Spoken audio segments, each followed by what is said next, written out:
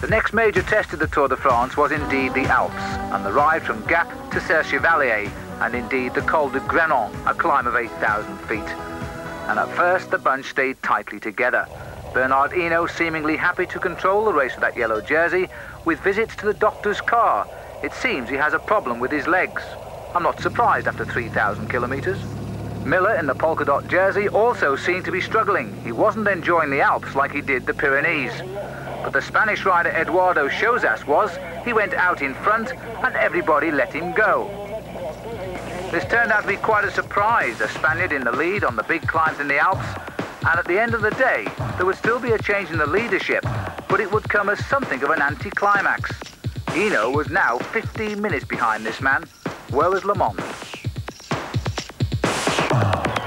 Chozas coming home. He just has to hold his rhythm a little bit longer. He shakes his head there. He puts his arms in the air. An average speed over the mountains today of 20 miles an hour. And while Chozas was enjoying the fruits of the day's victory farther up the mountain, Greg LeMond was preparing to enjoy his greatest moment as well. Bernard Hinault was 3 minutes behind him, and together with Urs Zimmermann, LeMond was riding into an historic yellow jersey. He always said he would win it in the Alps.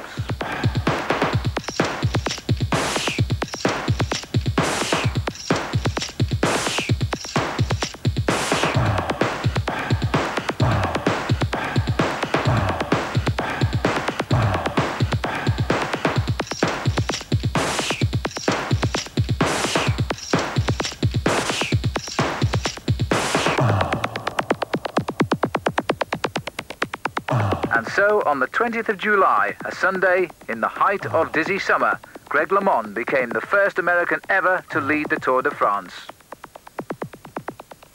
And there's the confirmation. LeMond on top, Zimmermann second, Hinault now third, and Robert Miller still fourth. But for some, the day had been totally exhausting.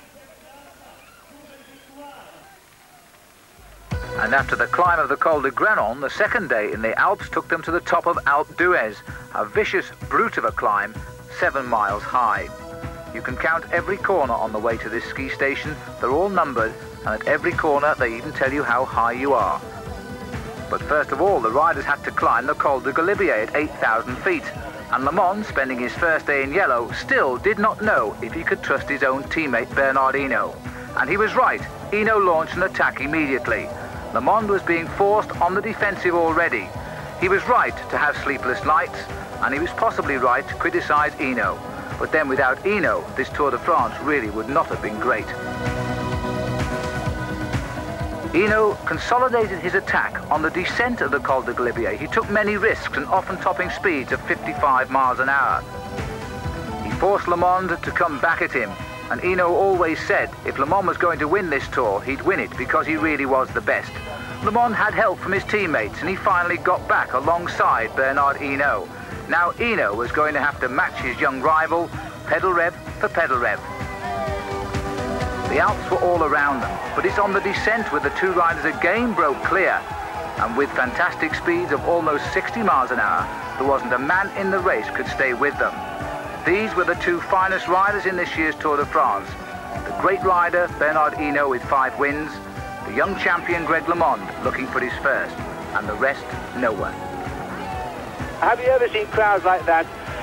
These public roads in France, and wait till you see the crowds later waiting for the Tour de France on the Alpe d'Huez, and the town of Touchier, wishing Bernard Hinault the best of luck. We're with you, it says.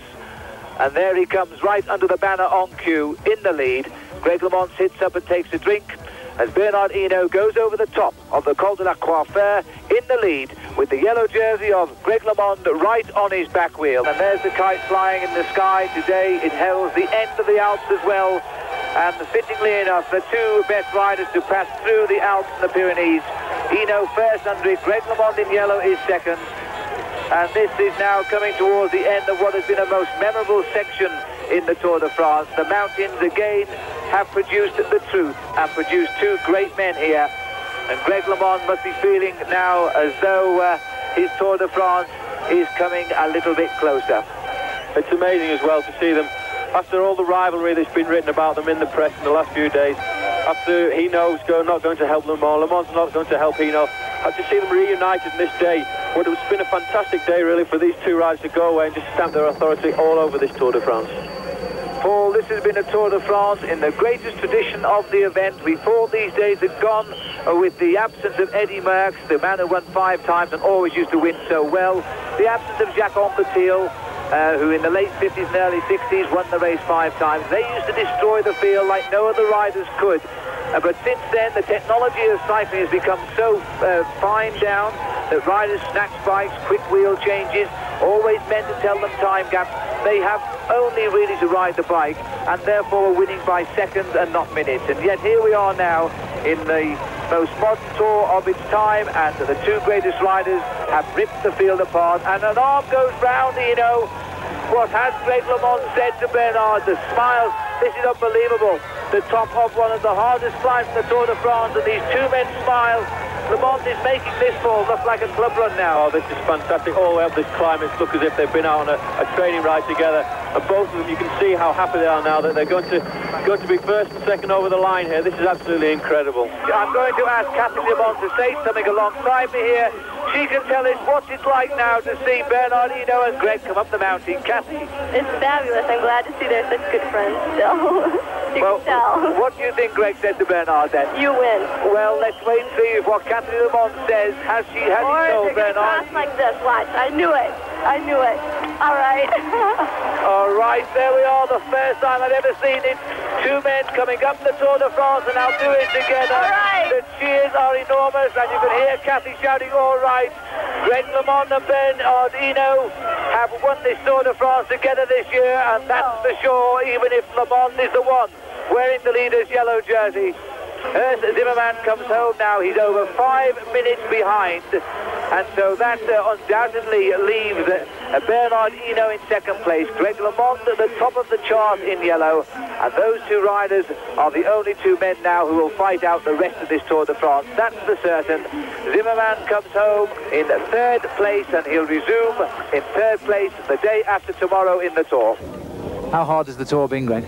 It's been the hardest one I've ever raced. I think everybody's on the verge of just cracking it too. And you know, I was worried today, even myself, that Zimmermann rode a really good race yesterday, and I kind of got the bump with only a kilometer. I felt great up until the last kilometer, and I was afraid that when you get the frangel or the bronchi, you lose all energy, sugar in your system. It's hard to replace, and I was worried about today, but I felt really, really good on the last two climbs. What did you and Bernard say about a kilometer to go? I said thank you, and I said this has been a great stage for you and me, and I said I hope we're both winners. It was no longer surprising that everybody was calling this the greatest tour ever. LeMond, Hinault and Zimmermann